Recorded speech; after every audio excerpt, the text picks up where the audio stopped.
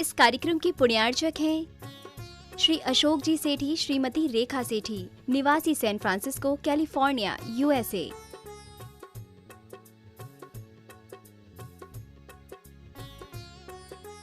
पुत्र एवं पुत्रवधू श्री हिमांशु, श्रीमती अलका सेठी, San Francisco, California, USA. पुत्र एवं पुत्रवधू श्री सुधांशु, श्रीमती रिंकी सेठी, सैन फ्रांसिस्को, कैलिफोर्निया, यूएसए।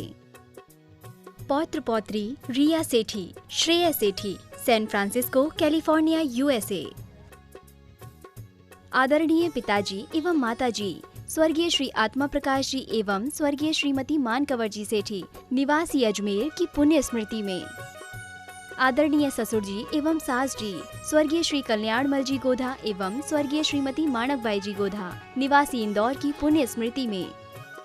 साड़ू व सलेज स्वर्गीय श्री चांदुमल जी पाटनी, स्वर्गीय श्रीमती कमला देवी पाटनी, निवासी इंदौर, मध्य प्रदेश। साले साहब व सलहेज स्वर्गीय श्री राजेंद्र जी गोधा, श्रीमती सुभद्रा गोधा, निवासी इंदौर, मध्य प्रदेश। साले साहब व सलहेज श्री नरेंद्र गोधा, श्रीमती आशा गोधा, निवासी इंदौर, मध्य प्रदेश।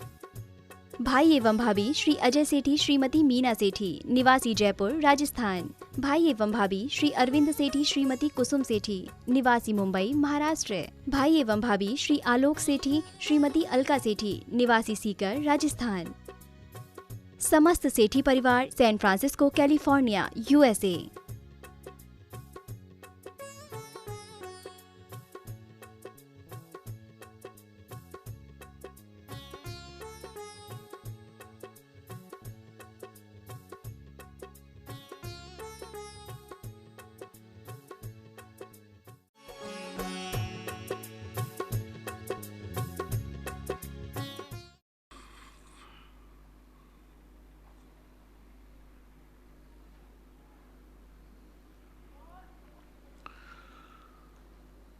नमो अरिहन्ताणं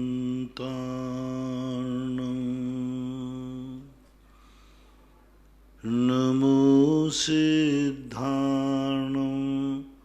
नमो आयर्याणं नमो अध्यायाणं नमो लोये सवशाहुणम्।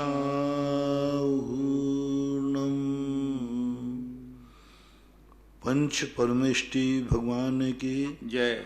आचार्य श्री गुरुवर कुंद कुंद महाराज की जय।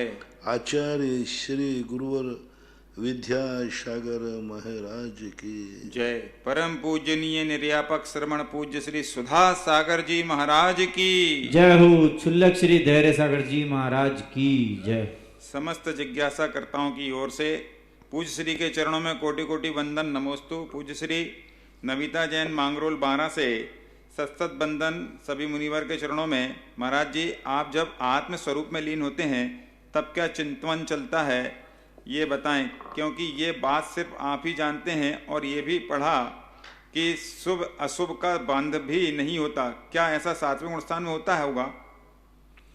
सप्तम गुण स्थान में शुभ का बंध होता है, अशुभ का बंध असाता वेदने की बंध विच्छुति छठे गुण स्थान में हो जाती। सप्तम गुण स्थान से वेदनी की अपेक्षा से तो मात्र साता का ही आश्रय होता है। रही बात परिणामों के चिंतन की, साधु का कोई नियत चिंतन नहीं होता। जम किंच विचिंतन तो निरीह वित्ते हवे जदा शाहु लद्दूणम एयत्तम तदाहु तम निश्चयम झानम। कुछ भी चिंतन कर रख सकता है, लेकिन वो अपने आएगा टारगेट पे आएगा, आत्मस्वरूप। बाहर से भी आएगा तो अंदर आएगा, अंदर से भी आएगा तो बाहर आएगा। किसी का भी चिंतन करे लेकिन अंत में पहुंच जाएगा अपने उस तत्व स्वरूप के ऊपर, क्योंकि तत्वों से तो ये सृष्टि भरी पड़ी है। 7 तत्वों के अलावा दुनिया में है क्या? 6 द्रव्य, 7 तत्व, 9 पदार्थ, यही तो दुनिया है। तो जिस चाय का चिंतन करो हर व्यक्ति तत्व है।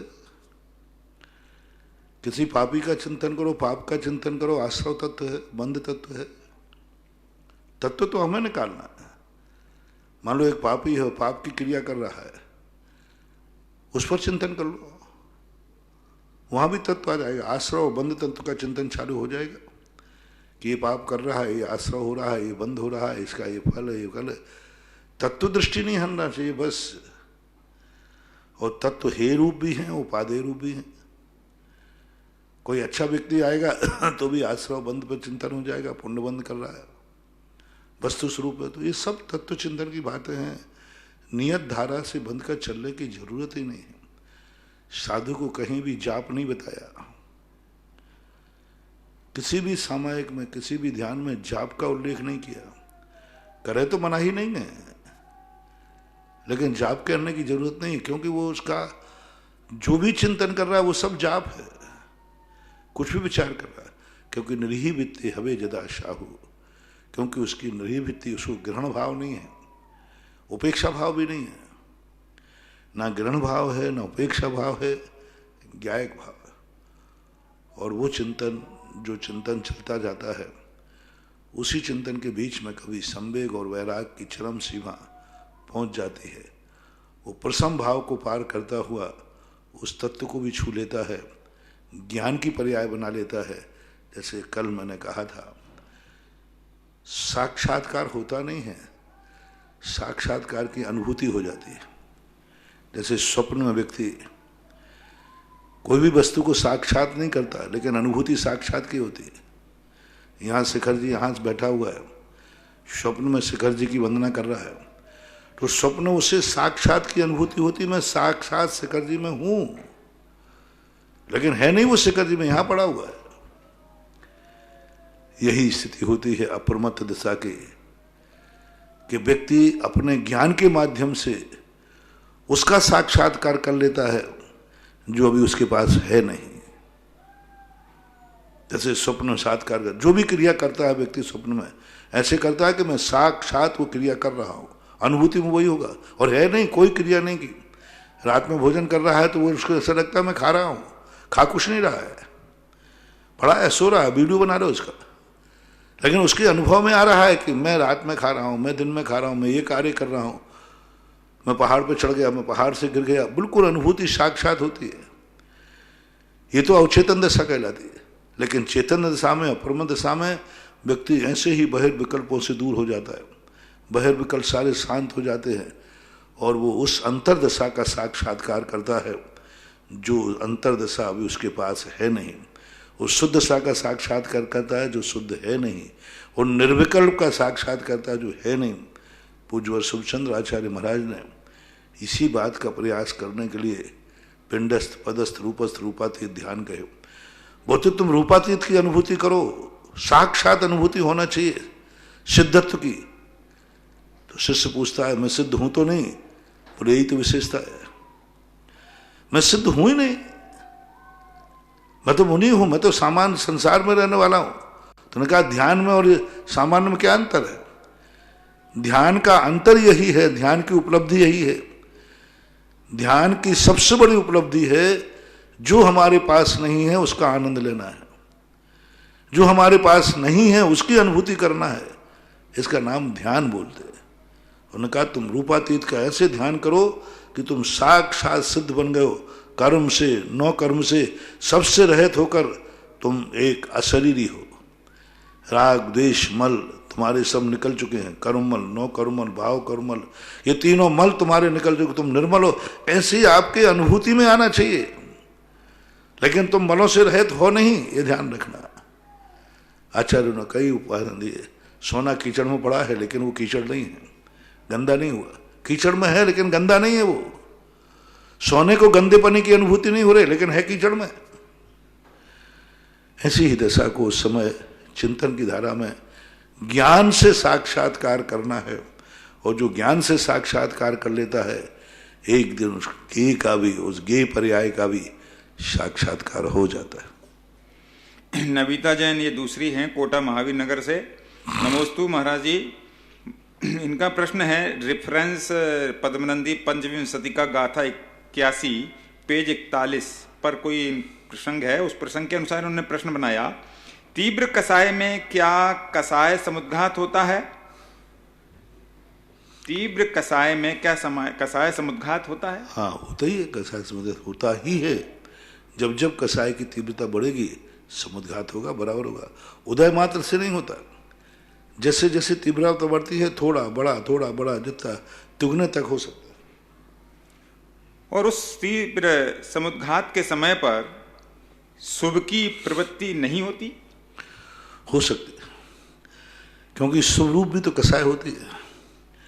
मान लो किसी संकलेश लेकर, इतना संकलेश हो गया, आज मैं मंदिर नहीं जा पाया, आज मैं पूजा नहीं कर पाया, आज मैं माला नहीं फेर पाया, आज ये नहीं कर पाया, ऐसी एक तीव्र अंदर की अंदर परिणति हुई और उस समय उसको संकलेश परिणाम हो गया। जब धर्म के निमित्त से संकलेश होता है तो शुभ का आश्रय होता है। हो सकता है, ऐसा आगम में कहीं नहीं कहा कि समुद्घात के समय अशुभ का ही आश्रय होता है, ऐसी बात नहीं है। निश्चय रत्नत्रय व्रती श्रावक के बनता है क्या? नहीं, श्रावक के कदापि नहीं बना। निश्चय रत्नत्रय की स्थिति कभी नहीं बनती, क्योंकि मुख्योप वो एक द्रव्य संग्रह में गाथा आती है, दोन्नम पी मुख्य हेऊ झाणे पाव नदी मुनि नीमहा तम्मा पयत चित्ता तम्मा पयत जूयम झाणम समब वसय। उन्होंने कहा कि दोनों प्रकार का जो चारित्र है वो मुनि के भी प्राप्त होता है। दोनों पे मुख्य हेऊ झाणे पाव नदी मुनि नीमहा, ध्यान में पाता है, ग्रस्त के नहीं बन सकता।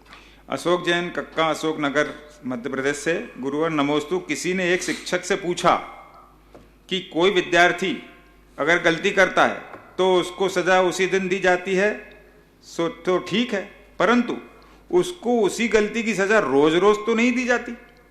लेकिन रावण ने गलती एक बार ही की थी, परंतु उसको सजा हर वर्ष दी जाती है, हर वर्ष उसका पुतला जलाया जाता है।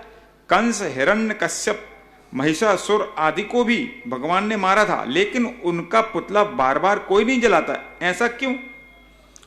उसको सजा नहीं दी जा बार बार उसको सजा नहीं दी जा रही, उसके शरीर में आग नहीं लग रही है। ये तो जो ऊपर जिंदा रावण है उनको सुधारने के लिए उसको बार बार जलाया जा रहा है। इसलिए रावण को नहीं जलाते, रावण के पुतले को जलाते हैं दिखाने के लिए, क्योंकि एक नीति है कि किसी व्यक्ति ने गलत कार्य किया है, दूसरा न करे, इसलिए उस गलती का मंचन करो, उस गलती का पंचन करो।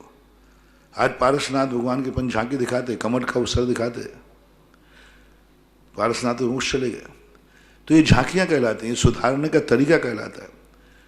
उनको स्पष्ट लगाया जाता है कि देखो, जो जेल होते हैं ना, उनमें फोटो लगाए जाते हैं। इनको जो खूंखार जेल होते हैं, जिनको बड़ी सजा दी जाती थी, इनके हाथ काट दिए जाते थे, आंखें निकाल दी जाती थी, उनको चौराहे पर लटका दिया जाता था।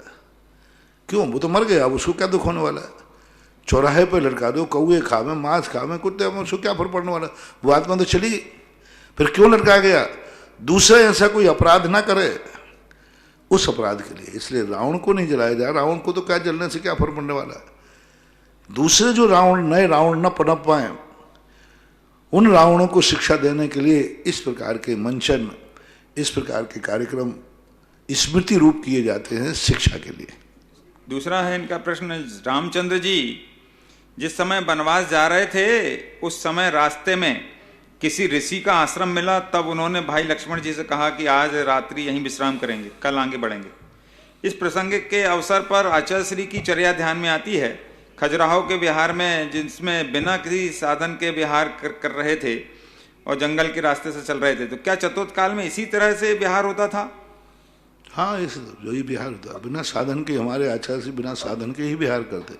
सभी लोग करते हैं वो तो, और संघ तो सभी ऐसे ही करता बिना साधन के। हाँ, सभी पूरा संघ ऐसे ही करता, चौथे काल में से। आज भी सब बिना साधन के करते। मनीष जैन, भोपाल से। नमोस्तु महाराज श्री।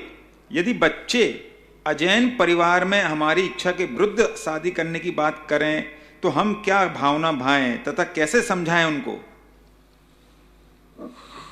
वो क्या समझेंगे? जो 25 साल का तुम्हारा प्रेम तोड़ करके एक साल भर के प्रेम में फंस गए, है ना। छोरा छोरी आपसी में प्रेम करते, साल 6 महीने का प्रेम होता है। वे माँ बाप का पैर 25 साल का है, उस प्रेम को कुचल देते। उनसे क्या उम्मीद करते हो तुम? उनका एक ही तरीका है, बेटे उनको तुम सुधारना कठिन है। यदि इतने सुधरने वाले होते तो माँ बाप की पूछ करके नहीं करते, अच्छे बच्चे होते। वो भी कई बार ऐसा घटनाएं घट जाती हैं, लेकिन वो स्पष्ट दोनों एक दूसरे से कहते, देखो भाई मैं आपसे संबंध कर सकती हूँ, कर सकूँगा, लेकिन मम्मी पापा की सहमति है तभी संभव है, क्योंकि मैं तुम्हारे खातिर अपने माँ बाप का प्रेम नहीं ठुकरा सकता। कई लोग कहते हैं गुरु की आज्ञा होगी तो काम होगा, मैं तुम्हारे इस प्रेम के कारण गुरु को नहीं छोड़ सकता।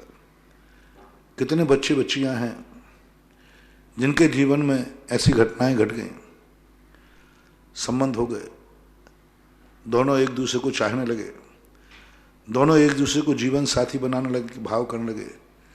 लेकिन मुझे गर्व है, ऐसे बहुत बच्चे राजस्थान में हमारे साथ बहुत सारे बच्चे आए जिनके चाहत हो गई कि हमारे दोनों में एग्रीमेंट हो गया और दोनों तैयार हैं, लेकिन एक शब्द का प्रयोग किया बच्चों ने, बच्चियों ने, कि देखो साहब मैं सब तैयार हूं, मैं गुरु को नहीं छोड़ सकूंगा, मैं गुरु को नहीं छोड़ सकता, मैं तुम्हारे साथ संबंध कर लूंगा, लेकिन गुरु ने आहार लेना बंद कर दिया और गुरु की आज्ञा नहीं है तो संभव नहीं। वो मेरे से पूछने आए, बोले महाराज मेरे साथ ऐसा हो गया और हम तैयार हैं, लेकिन मैं गुरु को नहीं छोड़ सकता। मैंने मना कर दिया कि नहीं भाई, मैं तुम्हें स्वीकार नहीं कर सकता यदि संबंध के बाद। उन्होंने कहा ठीक है, मैं संबंध तोड़ता हूं। खुशी खुशी दोनों ने श्रीफल चढ़ाए। ऐसी अजैन बच्ची आई, एक बच्चे के साथ शादी की संबंध था, उसने भी कहा ठीक है मैं आपको चाहती हूं, लेकिन मैं भी इतनी निकृष्ट नहीं हूं, तुम्हारे जैसे व्यक्ति की संगनी बनने का मेरा भाव हुआ है। यदि मेरे जीवन में तुम्हारे जीवन में आने से यदि तुम्हारे गुरु छूटते हैं तो मैं इतना बड़ा पाप नहीं करूंगी, चलो मैं भी चलती हूं। दोनों मेरे पास आए, उन्होंने अपनी अंतरंग बात बताई। किसी को मालूम नहीं था, किसी को जानकारी देने का कोई सवाल नहीं, पहले गुरु, फिर बाद में घर में चर्चा करेंगे। मैंने कहा नहीं ये संभव नहीं होगा क्या? बड़ी खुशी से कहा ठीक है। उस बच्ची ने कह दिया ठीक महाराज, मैंने इनको चाहा है अंदर से, अगले भाव में मैं पाके रहूंगी, लेकिन मैं इतना पाप नहीं करूंगा कि मेरे कारण इनके गुरु छूट जाए, आहार दान छूट जाए। मैं इनको छोड़ती हूं। उल्टा समझा रही है वो, तुम विकल्प मत करो, विकल्प मत करो, मैं गुरु से बड़ी नहीं हूं, मेरा प्रेम गुरु से बड़ा नहीं है। हम तो फिर भी जन्मांतर में फिर मिल जाएंगे, लेकिन गुरु जन्मांतर में नहीं मिलेगा। मेरे रोंगटे खड़े हो गए। बच्ची कह रही होती है कि देखो हम फिर भी जन्मांतर में मिल जाएंगे, अपनी लगन यदि सच्ची रहेगी तो अपन जन्मांतर में फिर मिलेंगे, लेकिन गुरु छूट जाएगा, गुरु द्वारा नहीं मिलेगा। और अपना प्रेम सच्चा रहेगा तो अगले भाव में अपन दोनों ऐसे कुल में जन्म लेंगे जहां गुरु भी रह जाएगा और अपन भी रह जाएंगे। बच्चे ने भी छोड़ दिया, नहीं महाराज मैं आपको नहीं छोड़ सकता। ऐसा आनंद आया, मेरे सारे भक्त ऐसे ही बन जाए, गुरु को नहीं छोड़ना। ऐसे कई माता पिताओं का है। मैंने कहा भाई तुम्हें शादी करना है? बोले महाराज जी मैं शादी तो करूंगा, लेकिन माँ बाप की, माँ बाप कहते मैं तो दूंगा नहीं। मैंने कहा भाग जाओ ना दोनों, माँ बाप के चक्कर में पड़ते क्यों? दोनों जने भागो, कोर्ट में शादी कर लो, आजकल कानून तुम्हारे पक्ष में। कोई आर्य मंदिर में शादी कर लो, जाओ अपने आप रहो। बोले नहीं, माँ बाप की तो आज्ञा के बिना नहीं करूंगे, माँ बाप को तो नहीं छोड़ूंगे। 25 साल का प्रेम है। मैं तुरंत समझ गया इस व्यक्ति में अभी दम है। मैं खुद कह रहा हूं कि देखो एक ही तरीका है इसका। मैं माँ बाप को तो कहूंगा नहीं कि आप इसको स्वीकृति दे दो, क्योंकि आप गलत कर रहे हो। मैं तुमसे जरूर कह सकता हूं यदि नहीं कर रहे हैं तो भाग जाओ। क्यों इन माँ बाप के पीछे जो तुम्हारे मन के अनुसार नहीं चल रहे हैं, जो तुम्हारे मन के संबंधों में अनुमति नहीं दे रहे हैं, तो भाग जाओ। जाओ माँ बाप को छोड़ दो, क्योंकि माँ बाप से तुम्हें कोई मतलब नहीं, तुम्हें तो अपने दोनों मियाँ बीवी से मतलब। भाग जाओ, जाओ अपनी जिंदगी जीना, लौट के मत आना। उन्होंने कहा नहीं माँ बाप को तो नहीं छोड़ूंगा, उनकी आज्ञा लेके करूंगा। माँ बाप ने कहा बेटा तू मरे तो मर जा, मैं मरूं तो मर जाऊं, मैं तो अनुमति नहीं दूंगा। उसने छोड़ दिया माँ बाप की खातिर। ऐसे प्यारे बच्चे हो जाएं, ऐसी प्यारी बच्ची हो जाएं कि हम अपने मम्मी पापा के कारण से इनको छोड़ करके किसी एक संगी को साथी नहीं बना सकता, सारे दुनिया में स्वर्ग हो जाए। गुरु और माँ बाप को यदि ये परिणाम आ जाए उनके तो ठीक है, और नहीं आ जाए तो तुम क्या करोगे, मैं क्या करूँगा। एक ही तरीका है, वो जब तुम्हारा नहीं हुआ, इतना धोखेबाज कि 25 साल का प्रेम 1 साल 6 महीने के छोरा छोरी के कारण छोड़ दिया, वो तुम्हारा पूर्व भाव का बैरी है, मीत नहीं है, बेटा नहीं है, बैरी है पूर्व भाव का, और बैरी बन करके आया है। वो तुम्हें रुला के जाएगा, तुम्हारी इज्जत धूल में मिला के जाएगा, तुम्हें भगवान से वंचित कर देगा, धर्म से वंचित कर देगा, आहार दान से वंचित कर देगा, तुम्हारे कुल को कलंकित कर देगा। ऐसे बैरियों के लिए तो एक ही तरीका है, तू मेरा नहीं, मैं तेरा नहीं, ये पकड़ तेरी पूंजी, जा, ये मान लूंगा कि मैं यहाँ बेटा बिटिया हुई नहीं, मैंने शांतान हूं, लेकिन मैं इस प्रकार के, बस एक ही तरीका है। ये 2 तरीके मैंने बता दिए, सज्जनता के भी बता दिए और कठोरता का भी बता दिया। आर्जव जैन, तेंदुखेड़ा जिला, दमोह, मध्य प्रदेश। महाराज जी के चरणों में कोटि नमन।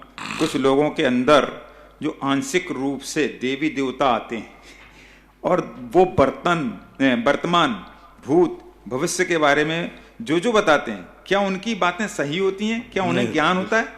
बिल्कुल नहीं होता है। आज वर्तमान में किसी को देवी देवता नहीं आ रहे हैं, मत चक्कर में पड़ो, ये सब धांधली चल रही है। और मत चलो, उनके आने के तरीके बहुत अलग होते हैं, बहुत अलग होते हैं। आते हैं, शापानुग्रह शक्ति है, लेकिन जो तरीका प्रोसेस आप लोग अपना रहे हैं, ये धोखेबाज दगाबाज दे रहे हैं, इन चक्कर में मत पड़ो, कुछ भी नहीं है, ऐसा माना। श्रीमती प्रतिभा अजमेरा, इंदौर से। त्रिवार नमोस्तु। मुनिश्री, सेंधा नमक की मर्यादा कैसे समझें? यह खनिज है, अलग अलग बातें पढ़ने में आ रही हैं, तो हम उसको किस प्रकार से मानें? हमारे यहाँ 2 प्रकार की मर्यादा होती है। कोई भी वस्तु जब साबुत होती है तो उसकी मर्यादा असीम होती है। वही मर्यादा जब पिस जाती है तो उसकी मर्यादा अलग हो जाती है। जैसे गेहूं की कोई मर्यादा नहीं होती, जब तक उसमें घुन नहीं लगता है तब तक गेहूं भक्ष है। लेकिन जैसे वही गेहूं जब आटा बन जाता है और कोई नई चीज नहीं मिलाई, उसी को जब बारीक पीस लिया, उसी गेहूं को पीसा है, तो फिर 3 दिन, 4 दिन, 7 दिन, 3, 5, 7, हाँ 3, 5, 7, अभी मर्यादा क्यों बन गई? आटा तो वही है ना, बारीक पिस गया, और जब गेहूं था तब कोई मर्यादा नहीं थी। ऐसा ही नमक, जब तक वो ढेली रूप में है, बड़ी टुकड़े टुकड़े हैं तो भी चलेगा, लेकिन जैसे जैसे अपन पीसना बोलते हैं तो पीसने के बाद उसके आटे के समान फिर मर्यादा सीमित हो जाती है। अलग अलग गर्मी के दिनों में यदि गर्म कर लिया है तो 24 घंटे चल जाता है, 6 घंटे, 12 घंटे, ऐसा मानना।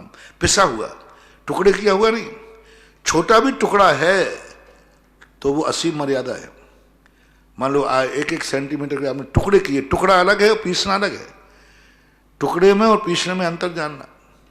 पीसना है, टुकड़े का हाथ धरधरा है, अपन उठा सकते हैं, पीसने का हाथ आटे जैसा पिस गया तो फिर मर्यादा बन जाती है।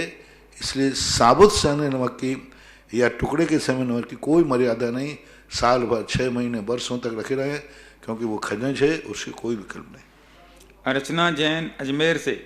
महाराज श्री के चरणों में कोटि नमन। मेरा प्रश्न है कि हम दिवाली पर 13 को 13 दीपक, 14 को 14, 15 को एकम को 11 और 12 को 12 दीपक जलाते हैं, क्या यह सही है? कोई बात नहीं, आप अपनी इच्छा से, भावना से करते हैं, कोई आपत्ति। नेमिचंद छावड़ा, लालकोटी से। महाराज श्री को बारंबार नमोस्तु। पिछले कई वर्षों से देश में व्यापारियों द्वारा नित्य उपयोग में आने वाले खाद्य पदार्थों में मिलावट की जा रही है। मिलावटी पदार्थ धीमा जहर होते हैं। इनके सेवन से शरीर में नाना प्रकार के रोग पैदा हो रहे हैं एवं आयु कम हो रही है। इसको रोकने में सरकार भी विफल रही है। प्रश्न यह है कि इस समस्या से हम लोग कैसे बचें, खाने वाले लोग? देखो, अपना जैन दर्शन कितना उदार है। यही सब चीज़ों को तो बाजार का खाना बंद कराते हम लोग, यही तो कहते हैं। कल भी मैंने कहा था, गाय के डम्बन में दूध, आहार में मिलावट। देखो, दुनिया मिला रही है तो हम आहार की, भोजन की निंदा नहीं कर सकते और भोजन छोड़ भी नहीं सकते। फर्क इतना ही है कि मिलावट मम्मी मिला रही है, मैं पूछ रहा हूं, आपकी माँ मिलावट कर रही है कि बाजार में लोग मिलावट कर रहे हैं? आपकी पत्नी मिलावट कर रही है कि बाजार में आपकी बहन? तो आप उनको खोजो ना जो मिलावट नहीं कर रहे हैं। मम्मी के, पत्नी के, बहनों के हाथ का भोजन करो ना जो मिलावट नहीं कर रहे हैं। क्यों उनके हाथ का भोजन करते हो जिनको मिलावट की संभावना है? क्यों जाते हो उन स्थानों? सीधी बात है। तुम्हें जब मालूम है कि मिलावट यहाँ होती है फिर भी तुम वहीं जा रहे हो। तुम्हें मालूम है कि होटल में मिलावट होती है फिर क्यों होटल में कर रहे हो? तुम्हें मालूम है कि पिक्का डिब्बा पैक सामान आएगा उसमें मिलावट होगी, क्यों खरीदते हो? अपनी माँ के हाथ का करो ना, अपनी बहन के हाथ का खाओ, अपने परिवार के हाथ का। जहां तुम्हें विश्वास है कि यहां मिलावट नहीं होती है उस कंपनी का माल खरीदो ना, उस कंपनी का माल। तुम खुद ध्यान रखना, दुकानदार कभी बेईमान नहीं होता क्योंकि वो दुकानदार है। तुम भी यदि व्यापार कर रहे होते, एक मंदिर में किसी ने गलत पत्थर लगा दिया, बोले तुमने गलत क्यों लगाया? मैं जब आया मैंने कहा भाई तुम्हारे पास, तुम यदि इसके स्थान पर होते तो क्या करते? बोले यही मैं करता। हर व्यक्ति व्यापारी अपना गंदा माल खपाना चाहता है। हर व्यक्ति चाहता है कि मैं प्रॉफिट अधिक से अधिक कमाऊं, माल खोटा दूं, पैसा चोखा लो। सवाल तो है खरीदने वाले का। दुकानदार से मत पूछो कि सेठ जी आपकी दुकान में चोखा नारियल कौन सा है। वो कहते भले आदमी सारे चोखे लाया हूं, खोटा में लाते क्यों? ये तो निर्णय तुम्हें करना है कि नारियल खोटा है या चोखा है। तो आप लोग सोचो महानुभाव, कोई उपाय नहीं है। दुनिया में मिलावट हो रही है, अनादिकाल से होती आई। अभी तो ये खाने के सामान में यही चीजें मिला रहा है कि वे कम से कम साल 6 महीने तो जिंदा रखते हैं। भोजनों में तो ऐसी मिलावट हुई है, चतुर्थ काल में जहर मिला दिए, खाते ही मर गए रसोइयों ने। कितने कितने लोगों को जहर मिलाए गए भोजनों में। कहां कहां मिलाए गए आप देखो, कितने प्रसंग आते हैं राजा महाराजाओं के, मिलाए गए। मिलावट हमेशा से चलती आई है। हां, आप इस मिलावट को बदल सकते हैं। मैं गारंटी लेता हूं, बिजोलिया के अंदर एक मिलावट की कोई वस्तु आ जाए तो शर्त एक है, पूरे बिजोलिया के लोग मीटिंग कर लें, जहां जहां मिलावट की संभावना है उस कंपनी का माल हम नहीं खरीदेंगे। उस कंपनी का माल खरीदेंगे नहीं। महीने 2 महीने के बाद लोग कोई दुकान पर वो माल लाएंगे ही नहीं, क्योंकि बिकते ही नहीं। सम्मित शिखर के ऊपर लोग रास्ते में खाते, मैंने कि बंद कर दूं, आप खाने वाले बंद कर दो, दुकान वाले अपने आप नीचे आ जाएंगे। आप खाइए मम्मी कंपनी का माल, आप खाइए पत्नी कंपनी का माल। कोई खोल देगा मम्मी कंपनी, मम्मी दो, मम्मी का वो, हाँ ये भी आफत हो जाए। अभी छुल्लक जी कह रहे कि ऐसा बोलोगे तो कोई लगेगा मम्मी कंपनी माल, नाम रखने में क्या रख सकता है कोई भी। अपनी मम्मी को पहचानो। हर चीज घर में खाओ, घर में उगाओ, थोड़ा मेहनत करो, थोड़ा परिश्रम करो। मार तुम्हारे पास टाइम तो है नहीं कमाने से। आज 99% लोग रेडीमेड भोजन करना पसंद करते हैं। आज फैशन बन गई जैनियों की, हफ्ते में 1 दिन तो होटल में खाना जाएंगे। क्यों हफ्ते में 1 दिन होटल पे क्यों जाओगे? मां मर गई क्या उस दिन? पत्नी जिंदा है, मां जिंदा है, पर होटल में क्यों? सच्चा बेटा मां के बिना भोजन नहीं करता। सच्ची मां बेटे को दूसरे के हाथ से भोजन नहीं करने देती। सच्ची पत्नी अपने पति को स्वयं भोजन कराती है और पति भी अपने पत्नी के हाथ से भोजन करता है। पत्नी के बिना वो कहता नहीं, पत्नी भोजन बनाएगी वही खाऊंगा मैं। ये संबंध हमारे शास्त्रों में थे। तो भी संबंध बना के रखो तो इस पर कुछ विजय प्राप्त कर सकते हैं, अन्यथा मैं व्यापारी को तो रोक नहीं सकता। नेमीचंद जी का दूसरा प्रश्न है, महाराज श्री बारंबार नमोस्तु। कल 4 तारीख को एक प्रश्न के उत्तर में आपने कहा था, ये 4 तारीख को कहा होगा, इनने कल लेट प्रश्न भेजा है, कि भगवान की पूजा आदि शुभ कार्य दिन में ही 3 बजे से 6 बजे तक ही उचित रहता है, फलदायक है। रात्रि में पूजा आदि मांगलिक कार्य अनुचित हैं। महाराज श्री, मेरी जिज्ञासा है कि सुबह 5 से 6 बजे तक भी रात रहती है, उस वक्त भाव पूजा पाठ विनती आदि करना फलदायक रहेगा क्या, या वो भी अशुभ रहेगा? नहीं, भावात्मक कोई परिणति नहीं, अनुष्ठान क्रियात्मक जिसमें जीवों की हिंसा का सवाल होता है। पाठ आदि तो 24 घंटे कभी भी करो ना, कोई बाधा नहीं। श्रीमती चंदा डॉक्टर मगनजन आष्टा मध्य प्रदेश से पूज्य गुरुदेव के चरणों में सतत नमन। जिज्ञासा, अनंतानुबंधी कसायों के सद्भाव या प्रादुर्भाव में भयादि संज्ञाओं का क्या प्रभाव पड़ता है? अनंतानुबंधी कसाय के उदय में संज्ञा आदि जो भयादि कसाय हैं, भयादि पूरा प्रभाव पड़ता है। संज्ञाएं एक दूसरे से जुड़ी हुई हैं। अनंतानुबंधी कसाय का उदय आएगा तो संज्ञा भी वैसी होगी। आहार संज्ञा आई, मरने मारने का भाव करेगा, मार डालूंगा, मर जाऊंगा, लेकिन ये हार करूंगा। भय संज्ञा आ गई, इतना डर गया कि उसने सामने वाले के प्राण ही ले लिए। तो जो संबंध है अनंत अनुबंधी कसाय, दोनों तारतम्य है। लेस्या कसाय के बिना लेस्या होती नहीं। जिस प्रकार की कसाय है लेस्या वैसी ही होती है। दर्शन जैन सूरत से नमोस्तु गुरुदेव, मेरा प्रश्न है आहार के कितने भेद होते हैं? खाद्य, ले, पेय और स्वाद एक।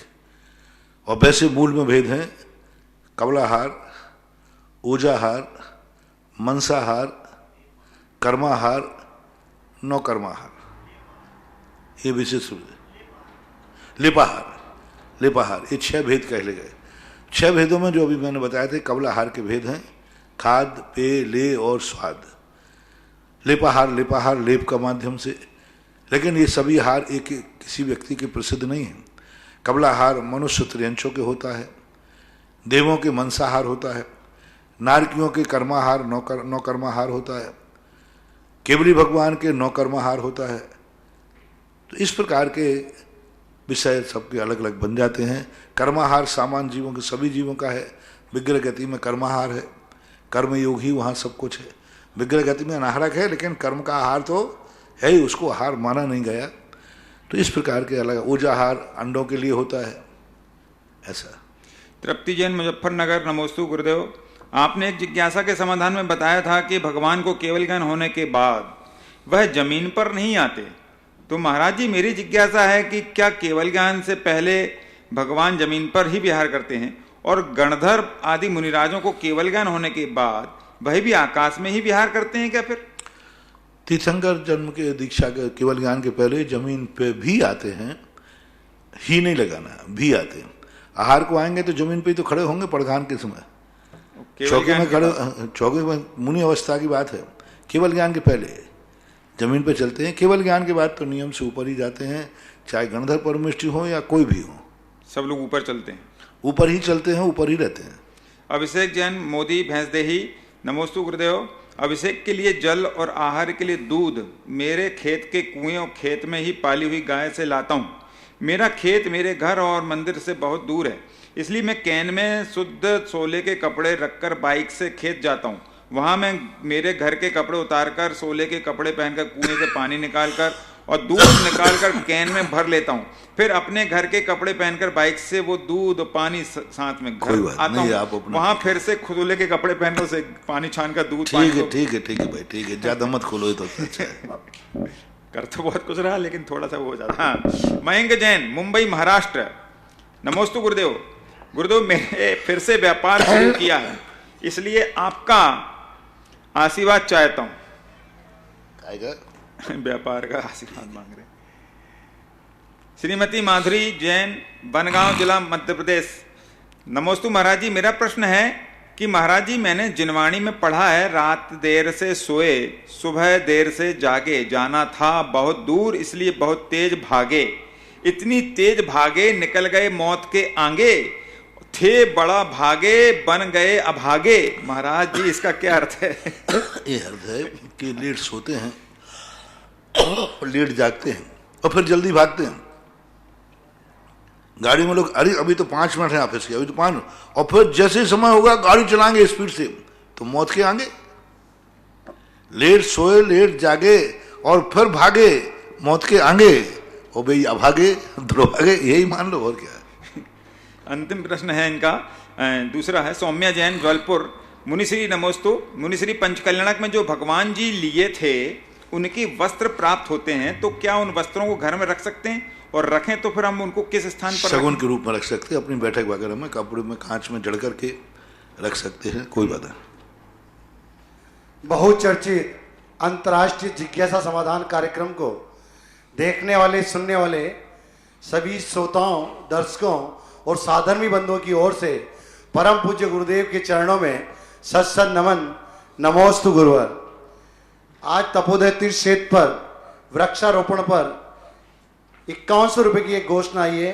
श्रीमान प्रकाश चंद, श्रीमती कंचन देवी, डॉक्टर राजकुमार, प्रेमलता, पराग जैन, काला परिवार जयपुर, आपके दान की बहुत बहुत अनुमोदना। जिज्ञासा के प्रथम क्रम में मैं आमंत्रित कर रहा हूँ कमल जी गधिया भिलवाड़ा से पूछते हैं।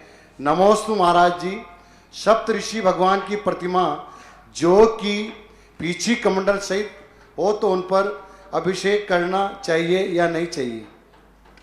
कर सकते हैं, कोई बाधा नहीं। जिज्ञासा के अगले क्रम में साक्षी जैन पाटन से पूछती हैं। नमोस्तु महाराज, क्या नए गृह प्रवेश से पहले नवीन गृह में दीपावली पूजन कर सकते हैं क्या? कोई बाधा नहीं, ऐसे व्यवहार कोई, ऐसे कोई बाधा नहीं है। अच्छा शुभ कार्य है, कोई बाधा। अगला जिज्ञासा ऑडियो के माध्यम से। निर्यापक मनेराज की जय। महाराज जी, आज प्रवचन शुरू करते समय आपने बताया कि जिंदगी में 3 तरफ दृष्टि रखो, त्रैकालिक बनाओ।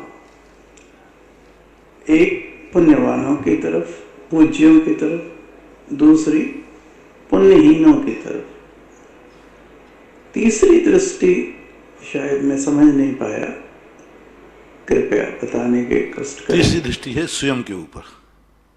अभी जो विषय चल रहा है, अभी 2 महीने से पूर्व चल रहा था, पुण्यहीनों के ऊपर।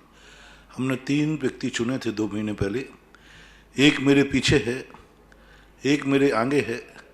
एक छोटा सा मुहावरा बोला था, तीतुर के 2 आगे तीतुर, तीतुर के 2 पीछे तीतुर, बताओ कितने तीतुर?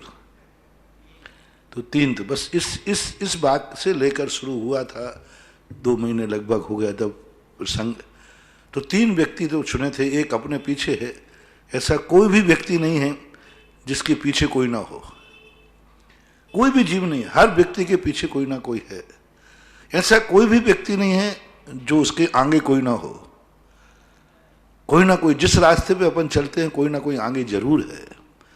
हमसे पहले अनंत सिद्ध हो चुके और हमसे बाद भी अनंत सिद्ध होंगे। हम बीच में, अपने को बीच में माना है। तो अब पीछे वालों का क्या उपयोग करना चाहिए, कैसे रहना चाहिए, हमने बता दिया। अब बता रहा हूं कि बीच में अपन भी तो हैं। हमने पीछे वाले की चिंता कर ली लेकिन अपनी चिंता नहीं की। हम पीछे वाले पर विचार कर गए, अपने पर विचार नहीं किया। हम आगे वाले पर विचार कर रहे हैं, हम धर्म पर, भगवान पर विचार कर रहे हैं, गुरु पर विचार कर रहे हैं। हमारा गुरु चोखा हो, हमारा भगवान चोखा हो, लेकिन स्वयं के चोखे हो कि नहीं, ये दृष्टि भी तो रखो। मेरे पीछे आने वाले व्यक्ति पे हमने बहुत दया भी, कभी अपने पर दया की। पीछे वाले का हमने बहुत सहयोग किया, कभी अपने पर विचार किया। तो तीसरी दृष्टि है स्वयं पर दृष्टि। जो व्यक्ति अनंतों बार हमने पीछे वालों की चिंता की, अनंतों बार हमने आगे वालों का चिंतन किया, लेकिन चूक हुई तो हमने स्वयं की चिंता नहीं की और ना स्वयं पर चिंतन किया। हमने पीछे वालों को देख के चला हूं, हमसे जो पुण्यहीन है उनको मैं देख के चला हूं, हमसे जो पुण्यवान है उनका भी मैंने दर्शन खूब किया है। बस एक चूक हो गई है, हमने खुद का दर्शन नहीं किया है। अपन ने कितने बार, द्रव्यलिंगी मुनि भी अपने से पुण्यहीनों को देख के चलता है, एक चींटी को नहीं मरने देता, निरंतर आंखों से देख के चलता है। और जब गुणवान आ जाते हैं उनको अपलक दृष्टि विलोक नियम, पलक झपकाए बिना देखता है। दृष्टवा भवंत मनिमेश विलोक नियम, ऐसे देखता है भगवान को। ये सब अपना अनंत बार हुआ। अपन ने अपलक भगवान को देखा है, अपन ने अपलक पुण्यहीनों को देख के चले हैं, लेकिन कभी भी एक पलक के लिए भी अपने आप को नहीं देखा। तो वो स्वयं दृष्टि की चर्चा चल रही है अभी, अपने स्वयं की, उपादान की। मैं कौन हूं, मुझे अपने प्रति क्या कर्तव्य करना है, पुण्यहीनों के प्रति अपना क्या कर्तव्य है ये अपन कह चुके, पुण्यवानों के प्रति क्या कर्तव्य है ये अपन समझ चुकेंगे, समझेंगे। अभी समझ रहे हैं कि अपना स्वयं के लिए क्या कर्तव्य है, इस पर भी विचार करना चाहिए। ये विषय चल रहा है। अगली जिज्ञासा ऑडियो के माध्यम से। ललितपुर से शीलचंद जैन अनौरा परिवार का रत्नत्रय के धनी निरापात मुनि पुंगव श्री सुदासागर महाराज को त्रिवार नमोस्तु नमोस्तु नमोस्तु। गुरुवर, हमारी जिज्ञासा है कि जब श्रावक की दीक्षा होती है तो उस समय केश लौंच को पंचमुष्टि केश लौंच कहा, तो क्या 5 बार में केश लौंच हो जाते हैं? अगर 5 बार में नहीं होते तो पंचमुष्टि का क्या मतलब है? हे गुरुवर, आदि प्राण में केश लौंच को रखने के लिए रत्न के पिटारे में कहा है कि केशों को रत्नों के पिटारे में रखा जाए। तो हे गुरुवर, ये रत्नों के पिटारे में रखकर क्या केश उसी में रखे रहते हैं या कहीं विसर्जन किए जाते हैं? और विसर्जन किए जाए तो कहाँ किए जाते हैं? हे गुरुवर, समाधान करें। नमोस्तु नमोस्तु। पहला क्या पूछा थे वो? पंचमुष्टि केश लो। पंचमुष्टि का कहना, पंचमुष्टि का अर्थ किसी भी आचार्य ने 5 बार का शब्द का प्रयोग नहीं किया। पंचमुष्टि तो कहा, लेकिन सभी लोग यही अर्थ निकालते हैं 5 बार मुष्टि का केशलौंच करना। और उसी के प्रतीक रूप में दीक्षा के समय आजकल वर्तमान में आचार्य 5 स्थानों से केश उखाड़ते, पंचमुष्टि केशलौंच करते हैं। हम कितने केशलौंच कर लें, लेकिन दीक्षा के स्तर पर एक केशलौंच का संस्कार होता है। तो 5 स्थान से, एक मध्य से, आगे से, 2 पीछे से, पीछे से, ये 5 केशलौंच किए जाते हैं दीक्षा के समय। वो गुरु ही उखाड़ते हैं। हर दीक्षार्थी का गुरु 5 मुष्टि से केशलौंच करते हैं, यानी संस्कार करते हैं। लेकिन यही अर्थ वर्तमान लिया है। लेकिन मेरी दृष्टि सोच ये है कि 5 मुष्टि का अर्थ है 5 उंगलियों से जो किए जाते हैं, 5 उंगलियों से बंधी हुई मुट्ठी, यानी 5 उंगलियों के सहारे से ये पंच मुष्टि। समासकार को पंसेरा, पंसेरा किसी द्विगु समास, 5 शेरों का समूह को पंसेरा कहते हैं। तो जैसे पंसेरा बोलते इसलिए पंचमुष्टि, 5 शेरा, ऐसा वो शब्द आया, मतलब व्याकरण के अनुसार द्विगु समास होता है, उसमें आता है 5 शेरों के समूह को पंसेरा बोलते हैं। इसी प्रकार 5 से बंधी हुई उंगलियां, 5 उंगलियों से बंधी हुई जो मुट्ठी है उसी से केशलौंच करना, यानी अपने हाथों से केशलौंच करने का नाम ही पंचमुष्टि लेना चाहिए कायदा से। नहीं ऐसे मतलब बंधी हुई मुष्टि का अर्थ बंधा हुआ है, ये इसका नाम मुट्ठी रूढ़ है। मुष्टि का अर्थ था बंधा, मूठ बोलते ना, मूठ, बंधी हुई, बंधी हुई, इसको भी मुट्ठी बोलेंगे। मुट्ठी बंधी हुई, मुष्टि का अर्थ होता है बंधी हुई बस। तो 5 उंगलियों से बांध करके अपने केशलौंच करते हैं, यानी हाथ से केशलौंच करने का एक संक्षेप है। ये अर्थ प्रासंगिक लगता है। अब 5 में, और फिर भी वे महान तीर्थंकर हैं, 5 बार उखाड़ते, पूरे बाल समेट के ले लेते हो। हमें तो 5-7 बाल पकड़ने के बाद ज़्यादा पकड़ में आ जाए तो या तो वे छूट जाते हैं या खींचने की खींचते ही नहीं वो। यदि इतने सारे बाल मैं खींचूं तो मैं ही खिंच जाऊंगा। बाल तो कहते और चमड़ी खिल जाएगी। अब तीर्थंकर आदि करते हो तो मैं तो कह नहीं सकता, लेकिन ये अर्थ भी मैंने बहुत खोजा। 5 मुष्टि का अर्थ है 5 बार में केशलौंच कर लेना, 1 2 3, ऐसा अर्थ कहीं नहीं देखा। लेकिन जब दीक्षा के समय देखा तो दीक्षा के समय पंचमुष्टि केशलौंच आचार्य करते हैं। तो अब ये प्रसंग है ऐसा माना। रत्नों के पिटारे का अर्थ है सबके नहीं, कुछ नहीं, कोई उल्लेख नहीं किया। मां तीर्थंकर के प्रथम केशलौंच के संबंध में आता है कि वह सौधर्मेंद्र भगवान के केशों को झेलता है, वो उखाड़ते वो झेल लेता है, और उसको रत्न पिटारे में रख करके विसर्जन करने ले जाता है, रखता नहीं है। विसर्जन करने की बात आती है तो विसर्जित करते हैं। केशलौंच रखना नहीं चाहिए, मल है, इसको रखने का कोई औचित्य नहीं है। अगली जिज्ञासा ऑडियो के माध्यम से। परम पूज्य निर्यापक श्रमण के चरणों में हम सबका कोटिशः नमन।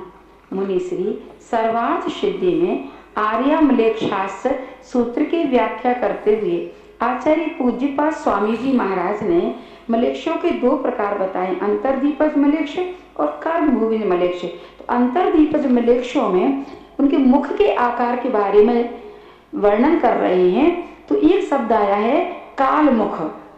अब कालमुख से क्या लेना, और एक आया है आदर्श मुख। आदर्श यानी दर्पण के समान।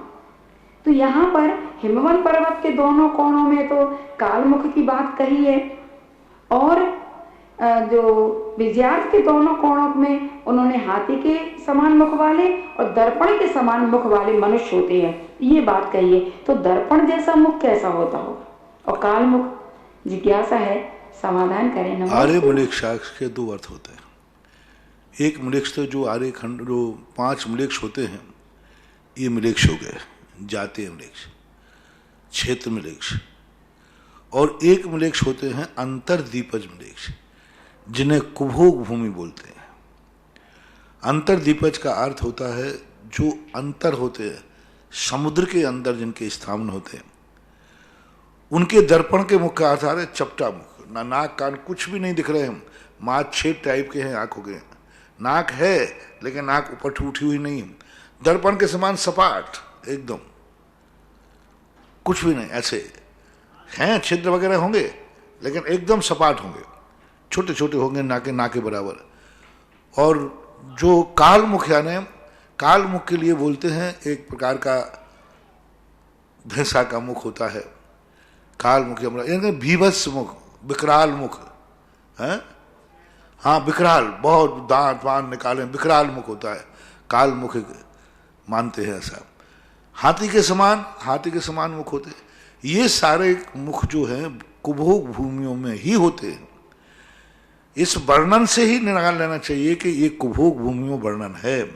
तो कुभोग भूमियों में एक टांग आदि बंदर के, घोड़े के आदि के मुख होते हैं। शरीर मनुष्य का है, मुख घोड़े का है। शरीर मनुष्य का है, काल विकराल रूप, एक विचित्र प्रकार का विकराल रूप यमराज की एक कल्पना की गई है, वो काल मुख कहलाता है। अगली जिज्ञासा के क्रम में आदरणीय ब्रह्मचारी विनोद भैया जी। महाराज जी नमोस्तु। महाराज जी, सामायिक के समय में समंत्र स्वामी ने असरण अशुभ असरण मशुभ मनित्यम दुख मनात मावसामिभम मोक्ष तद विपरीतात्मेति ध्यायन्तु सामायिक।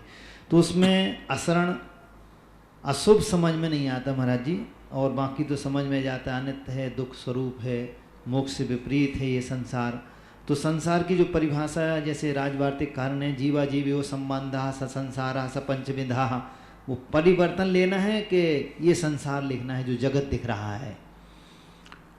परिवर्तन और ये संसार एक ही बात है, क्योंकि जब हम परिवर्तन को देखेंगे तो ये सब उसमें गर्भित होगा। अब उतना विस्तृत परिवर्तन, हम जैसे द्रव्य परिवर्तन है, तो द्रव्य परिवर्तन में कर्म और नौ कर्म परिवर्तन आएगा। अब नौ कर्म परिवर्तन, जब कर्म परिवर्तन का चिंतन करेंगे तो सामान्य संसार के सब दुखी सुखी लोग सब आएंगे। वो तो वहाँ संसार में कर्म परिवर्तन क्या, 148 कर्मों का चिंतन करो, 148 कर्मों का स्वरूप करो, और ऐसा हमने कर्म कितने बार बांधा, कितने बार छूटा, ऐसा कुछ दुख हुआ। ये जीव आज दुखी दिख रहा है कि आज ही पहली बार दुखी हुआ, पहले कितने बार दुखी हुआ। तो उससे 5 परिवर्तनों से बाहर तो कोई जगत संसार है नहीं, बस उसके विस्तार की बात है। और अशुभ का अर्थ होता है हमें हर चीज को अशुभ मानना है, अशुभ का चिंतन करो। पंच इंद्रियों के जितने विषय हैं ये सब अशुभ हैं। अशुभ किसे बोलते हैं? हमारे श्रेयांश कार्य में, अच्छे कार्यों में जिनसे विघ्न आता हो, वो सब अशुभ है। शुभात रक्षति, शुभात रक्षति थी अशुभ। हाँ, शुभ से जो रक्षा करता है, यानी शुभ से बचाता है, शुभ में मत जाओ। तो अब देखिए जितने पंचेंद्रियों के विषय हैं हमें शुभ मार्ग से बचाते हैं, अच्छे मार्ग से बचाते हैं, स्वरूप में जाने से बचाते थे। तो इनका चिंतन करो कि ये मेरे बिगाड़ने वाले हैं, हमारे साथ में अपशगुन है, अशुभ होते हैं। तो संसार के जितने विषय कसाय आदि चीजें हैं ये सब हमारे लिए बाधक हैं। तो जो जो हमारे लिए आत्मसिद्धि में विघ्न कारक हैं उनको अशुभ के रूप में दृष्टि करो। तत्व की दृष्टि से जब आए तो पाप आश्रव की दृष्टि करो कि ये कर्म मैं करूँगा, इससे मुझे अशुभ का आश्रव होगा, तो वो अशुभ है। तो जिनसे अशुभ आश्रव होता हो और हमारे कार्य में विघ्न पड़ता हो, उनको अशुभ दृष्टि से देखना, यानी ये हमारे जीवन में साधक नहीं है। बाधक कारण को अशुभ के रूप में प्रस्तुत किया गया है। बाधक कारणों पर चिंतन करना अशुभ का चिंतन मानना चाहिए। नमस्ते।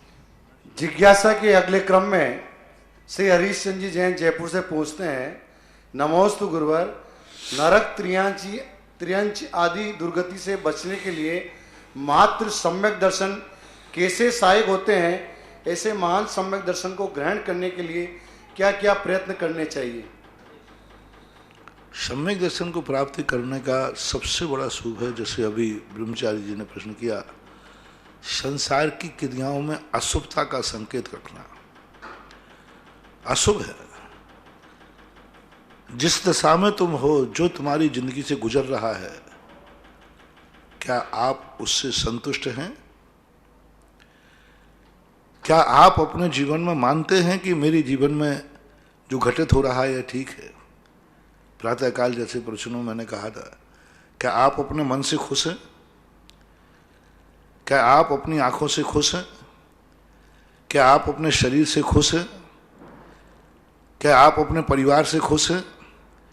क्या आप इस दुनिया से खुश हैं? क्या आप जिंदा रहने में खुश हैं कि मरने में खुश हो? आप जिंदा रहने में खुश हो या मरने में खुश हो? तो ये जो चिंतन है व्यक्ति का, उसके बाद उसके धर्म के रास्ते खुलते हैं। जहां सब कुछ संसार उदासीन हो जाता है, संसार की हर वस्तु उससे दुखदाई और अशुभ दिखने लग जाती है, विचार करता है कि नहीं, मुझे यहां नहीं रहना, मुझे ये नहीं करना, मुझे ये नहीं देखना, मुझे ये नहीं सुनना, मुझे ये नहीं बोलना, मुझे ये नहीं खाना। बस वहां से शुरू होता है सम्यक दर्शन। मुझे यहां नहीं रहना, कहां रहोगे पता नहीं। क्षोभ समृद्धि, जब व्यक्ति को सम्यक दर्शन की भूमिका बनती है, उसके पहले ये घटना घटने लग जाती है, बोले मुझे इस संसार में नहीं रहना, कहां रहोगे पता नहीं, कहां जा रहे हो पता नहीं, ये खाओगे बस मुझे नहीं खाना। सब कुछ से उदासीन हो जाता है और उसको पता कुछ नहीं है कि कहां क्या करेगा। जब वो इन सब चीजों पर विचार करता है, मुझे इस संसार में रहना नहीं, मुझे कुछ देखना नहीं, मुझे कुछ सुनना नहीं, मुझे कुछ बोलना नहीं, फिर क्या करना है? बस यहां से खोज शुरू होती है धर्म की। यहां से खोजता है कि मैं यहां तो सब छोड़ रहा हूं, लेकिन फिर जाऊंगा कहां? ज्ञानी व्यक्ति किसी को छोड़ने के पहले अपना स्थान देख लेता है। अच्छी नौकरी करने वाले होते ना, वो पहली नौकरी को मेडिकल लीव ले लेते हैं महीने 2 महीने की, जब दूसरी जगह फिक्स कर लेते तब छोड़ते हैं। इसी प्रकार आप लोग संसार को छोड़ने के पहले मोक्ष में अपना रिजर्वेशन करना, पता कर लेना एड्रेस। और जो बिना कुछ एड्रेस किए बिना घर से भाग जाते, फिर बम्बई की होटलों में कब्बसिद होते हैं। हाँ, पर यहाँ के दुख तो कम है, पर वहाँ के दुख देखकर बहुत मुश्किल हो जाती है। इसलिए सम्यक दृष्टि कहता है कि देखो, मैं संसार में तो रहूंगा नहीं, संसार तो मुझे सब तरफ सुधा सुना, लेकिन अभी मैं छोड़ूंगा नहीं। क्यों? पर जाऊंगा कहां? तो वह खोजता है गुरु को, खोजता है शास्त्र को, शास्त्र पढ़ता है, गुरु से पूछता है कि यदि मैंने संसार छोड़ दिया तो क्या इसके अलावा भी कोई दुनिया है? संसार के अलावा भी दुनिया है क्या? मैं ये नहीं खाऊंगा तो कोई और चीज खाने को है क्या? मैं ये नहीं देखूंगा तो कुछ और देखूंगा कि नहीं, कि आंखें बंद करूंगा? ये तो नहीं देखूंगा, मान लिया मैंने, फिर मैं क्या देखूं? ये तो नहीं सुनूंगा, इनकी बातें तो नहीं सुनूंगा, फिर किसकी सुनूं? तो फिर वो खोज करता है, और खोजने में वो जो से देव साध गुरु मिलते हैं, वहां से उसके सम्यक दर्शन की शुरू। जहां तुम हो वहां की अनुभूति पर विचार करो, कैसा लग रहा है। उसके बाद निर्णय होता है सम्यक दर्शन का। सम्यक दर्शन सैंपल में नहीं होता। बोले महाराज थोड़ा चखा के देखो ना सैंपल कैसा है। पहले सैंपल ले लूं, बाद में छोड़ूंगा। मोक्ष मार्ग का कभी सैंपल नहीं होता। अगली जिज्ञासा ऑडियो के माध्यम से। नमोस्तु महाराज जी, नमोस्तु। मैं उज्जैन से प्रीति भिलाला। महाराज जी, मैं ये जानना चाहती हूँ, जो 7 प्रकार के केवली होते हैं उनमें मुख्य केवली का स्वरूप क्या है और क्या कारण है कि उनकी वाणी नहीं खिलती? निश्चल रूप से कोई स्वाभाविक रूप से नहीं, क्योंकि वो इच्छापूर्वक तो मौन रहते नहीं, इच्छापूर्वक बोलते भी नहीं। सहज भाव से उनकी परिणति ऐसी नहीं है, वचन योग की प्रवृत्ति नहीं हो रही उनकी। कोई नौ कर्म या कर्म की स्थिति कोई बनती हो, पहले तो बोल रहे थे, मुनि थे तब बोल रहे थे, केवल ज्ञान के बाद मूक हो गए। तो कोई कर्म नहीं है, एक सहज रूप से वर्णनाओं को ग्रहण करना नहीं हो रहा है। कोई ऐसा ठोस कारण आगम में नहीं मिला कि केवल ज्ञान होने के बाद वो जीवित हैं। अंतर मुहूर्त में मोक्ष चले जाएं तो बात अलग है, लेकिन मूक रहते हैं। समोषण में सभी जितने केवली बैठते सब मौन बैठते हैं, कोई बोलते ही नहीं। तो ऐसी स्थितियां बनती हैं, और जब भगवान बोलते हैं तब बोलना मौन रहते हैं। अब वो इच्छा पूर्वक तो होता नहीं उनका, सब एक सहज भाव में होता जाता है, ऐसा मानना चाहिए। जिज्ञासा के अगले क्रम में उमा जी जैन अशोक विहार दिल्ली से पूछती हैं, नमोस्तु गुरुवर, जीवन में केतु का क्या स्थान है, और जिसका 12वें घर में केतु हो तो केतु की दशा में उसकी मृत्यु हुई हो तो वह किस स्थिति में जाता है, और जीवन भर शांत परिणाम और मृदुभाषी रहा हो तो कृपया गुरुवर इसकी जिज्ञासा का ऐसा कोई बात नहीं है। इन नक्षत्रों के संबंध में ज़्यादा उलझनों में पड़ोगे, उलझ जाओगे। मैं समझाने की चेष्टा नहीं कर रहा हूँ, तुम समझने की चेष्टा न करना, इसी में हित है। मरने वाला जहाँ गया वो पहुँच गया। अगली जिज्ञासा ऑडियो के माध्यम से। नमोस्तु गुरुदेव, ललितपुर से वंदित आलोक मोदी परिवार का बारंबार नमोस्तु।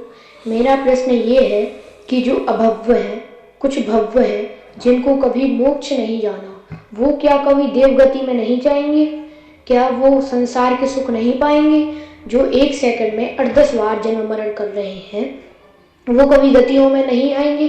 उनने ऐसा क्या कर्म किया जो कभी वो 1 सेकंड में 8-10 बार से बाहर ही नहीं निकल पा रहे, गतियों में नहीं आ रहे? तो कृपया जिज्ञासा का समाधान करें। इसमें 2 प्रकार के जीव हैं, एक अभव्य है, एक दूरांदूर भव्य। भव्य तो संसार में आएगा, 31 सागर तक, स्वर्गों तक जाएगा, 9वें गृह तक, और संसार में भ्रमण करते समस्त प्रकार के सांसारिक 1 इंद्रिय, 2 इंद्रिय, 4 इंद्रिय मुनि तक बन जाता है, 9वें गृह तक जाता है। लेकिन एक दूरांदूर भव्य होता है, वो दूरांदूर भव्य कभी निकल के ही नहीं आएगा स्वाभाविक रूप से। उसके लिए उदाहरण दिया पूज्यवर शिव कोटि महाराज ने कि मेरू पर्वत के नीचे रखा हुआ सोना।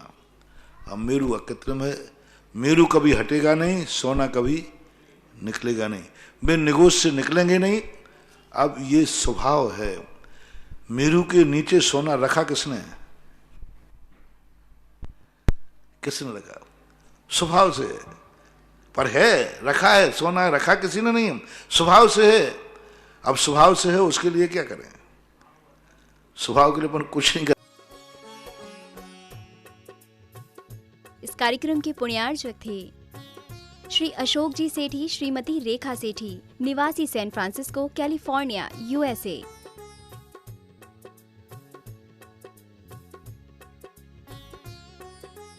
पुत्र एवं पुत्रवधू श्री हिमांशु, श्रीमती अलका सेठी, सैन फ्रांसिस्को, कैलिफोर्निया, USA। पुत्र एवं पुत्रवधू श्री सुधांशु, श्रीमती रिंकी सेठी, सैन फ्रांसिस्को, कैलिफोर्निया, USA। पौत्र पौत्री रिया सेठी, श्रेया सेठी, सैन फ्रांसिस्को, कैलिफोर्निया, USA। आदरणीय पिताजी एवं माताजी स्वर्गीय श्री आत्मा प्रकाश जी एवं स्वर्गीय श्रीमती मानकवर जी सेठी, निवासी अजमेर की पुण्य स्मृति में। आदरणीय ससुर जी एवं सास जी स्वर्गीय श्री कल्याणमल जी गोधा एवं स्वर्गीय श्रीमती माणकबाई जी गोधा, निवासी इंदौर की पुण्य स्मृति में।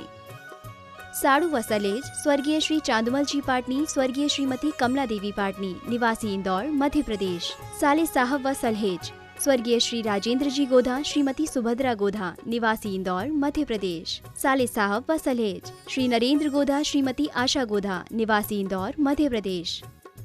भाई एवं भाभी श्री अजय सेठी श्रीमती मीना सेठी, निवासी जयपुर राजस्थान। भाई एवं भाभी श्री अरविंद सेठी श्रीमती कुसुम सेठी, निवासी मुंबई महाराष्ट्र। भाई एवं भाभी श्री आलोक सेठी श्रीमती अलका सेठी, निवासी सीकर राजस्थान। समस्त सेठी परिवार सैन फ्रांसिस्को कैलिफोर्निया USA।